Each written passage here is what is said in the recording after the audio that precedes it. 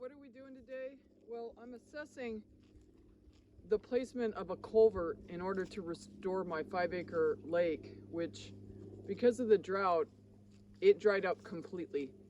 I mean, completely, like drive a tractor across it. And it was so bad that my cows were literally just walking across a dry lake bed. And behind me here, I'm just gonna switch the camera. See those white panels there? That was my ad hoc fencing that I made to keep my cows in. Normally I just had a hot wire across there, and I had the privilege of watching one of them touch it with their nose, and they never tried it again after that. But my cows didn't really respect electric fences, but when they're standing in the water, it definitely gave enough of a jolt to tell the rest of the herd not to attempt. But aside from that, I'm trying to restore this lake. And where you see those dry beds with some panels laying down, that's me pulling the fence off. Since if the cows are gone, I don't have to worry about them escaping anymore. I'm pulling those panels out of the water because it was dry until we had a couple of pretty light rains actually. But the way this lake was filled, and I didn't know this, when I bought the property, the owner had a culvert that had a gate on it, and he would fill it up every year. But because that year when I moved in here, we had twice as much rain as we normally had after 2 consecutive droughts about 9 years ago, and it washed the culvert away. And I didn't know that that was a very important aspect of keeping water in the lake. And so I didn't get a duck lease this year because I had no water for the ducks to land on. But when I came out here just now, because there was a little bit of water, about 5 ducks flew off. So they obviously like this lake, and I can still see some duckweed already coming back. But I need to make it so that I have another 20 feet in this lake. Technically a pond is less than 5 acres, and since this actually maps out at 5 acres, I can call it a lake. And it's a beautiful piece of water, and from an aerial view it actually has a cross on it. As you can see, all that like isthmus there between one puddle of water and the next, that actually was all lake water. And it's kind of deceiving, but normally I never had algae or anything there, and because it's so shallow right now, you'll see that wisp of light green. That's algae because it's so shallow right now, and that in the shallow side of the lake. So this is the culvert that was placed in the creek that had a gate at it at one time, and it took me 5 years just to get to the point where I could pull it out, and I managed to do it. The only saving grace about having a drought is that I finally was able to pull this kind of rusted and dented culvert out. So I'm just gonna walk around the lake in this one area where I think the best water supply will be. So right where you see the brown vegetation, that would be totally submerged in water, and you know, right up to this bank, right where you see the green meeting the brown in the foreground.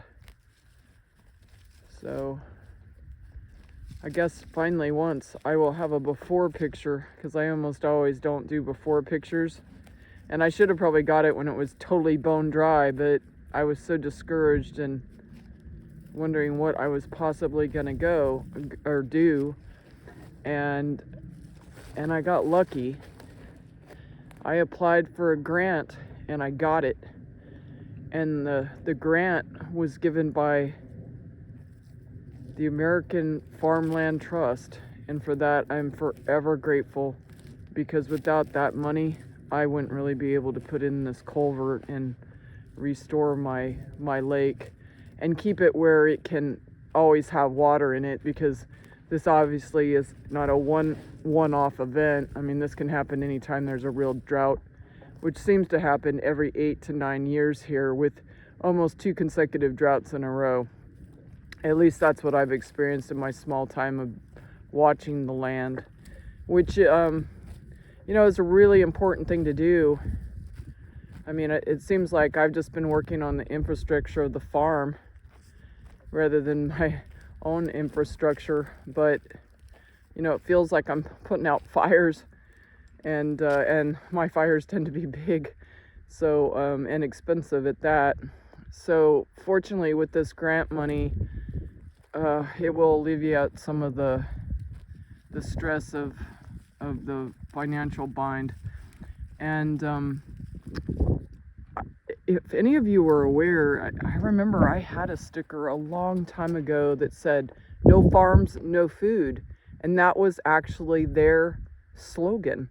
And I kept that sticker for years, and you know, I never really gave it a second thought. And this is an organization that started in the 1980s for preserving farmland and keeping farmers on the land. And because there's destruction of farmland because of the pressures of real estate and the housing market that we've just experienced, where people were pretty much getting out of the cities and trying to, you know, get a slice of the rural lifestyle. And a lot of the farmers divided up land into small sections, and once it's divided, it never comes back as a whole, very rarely, unless someone, you know, had been born on the property and buys it back up, has the opportunity to buy up the individual divided acreage. But that's so rare. And the only reason why I bring that up is there is a young gentleman that is trying to do that right across from me, but there's one piece of acreage that's in between him and the other piece. He's trying to buy 2 out of 3, and that's, I think, more than perhaps he can afford. And I mean, I don't know, you know, where there's a will, there's a way, of course. But you know, just as a general observation, usually when the land's divided and people put houses on it, you just cannot pencil out that expense for farming activities or haying or cattle farming or anything like that. So I feel super fortunate that I have a big piece of property. I mean, it's big to me anyway. When I was in Arizona, I had 5 acres, which is actually considerable there because 50% of the land's owned by the state.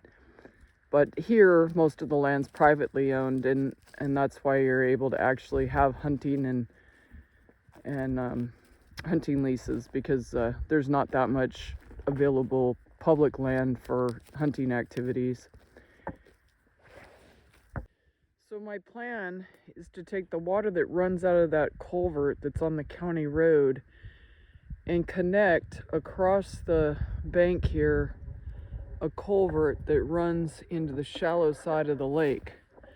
So I'm just going to tape out a measuring tape, so when I'm calling around to the different local sources of culverts, I can figure out how much that's going to cost and the capacity that I'm going to need in order to do that.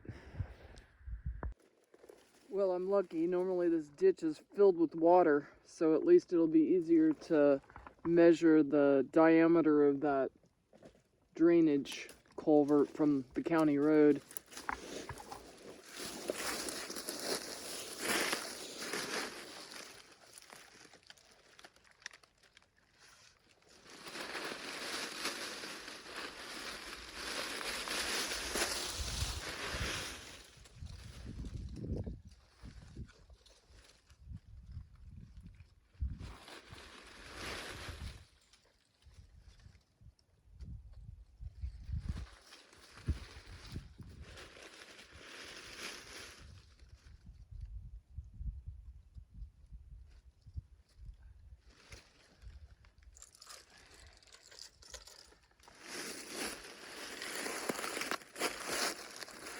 From my crude readings, it looks like it's about 14-inch diameter.